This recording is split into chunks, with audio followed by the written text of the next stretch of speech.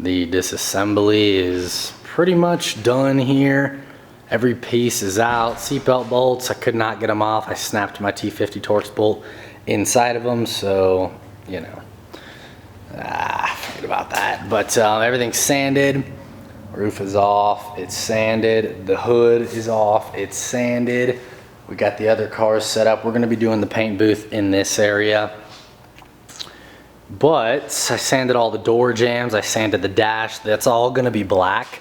This really doesn't need to be sanded that well. I got full size panels going over it with that bottom plate, so I don't gotta worry about that one too much, but everything else is pretty much sanded here, ready to go. Now, let's see what else. I don't really know what else to say. Get the engine bay taped off. Well, we just got it covered up for now.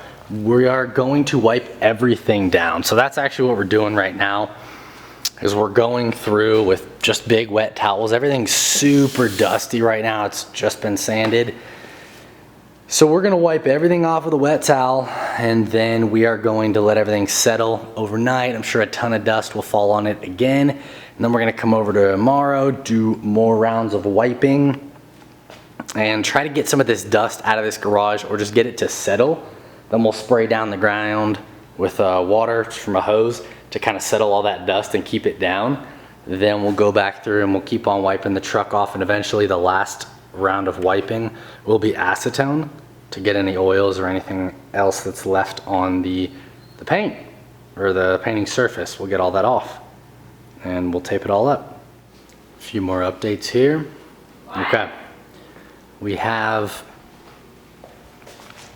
the top off. I don't know if I showed that yet, but top is off.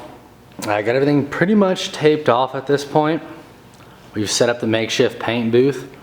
Not really a paint booth, we just covered everything else so it wouldn't get covered in paint. I'm not too worried about it not being crystal clear or perfect, but got things taped off. Yeah, I didn't remove the bumper. I just don't care that much, and we're going dark blue to black, so I don't really care if the stuff behind there isn't perfect. But got everything sanded down, taped off. I did a couple different times of wiping it down with wet cloths, very wet cloths. And then I did an acetone wipe down. So I used shop rags and acetone for that. And I pretty much covered everything.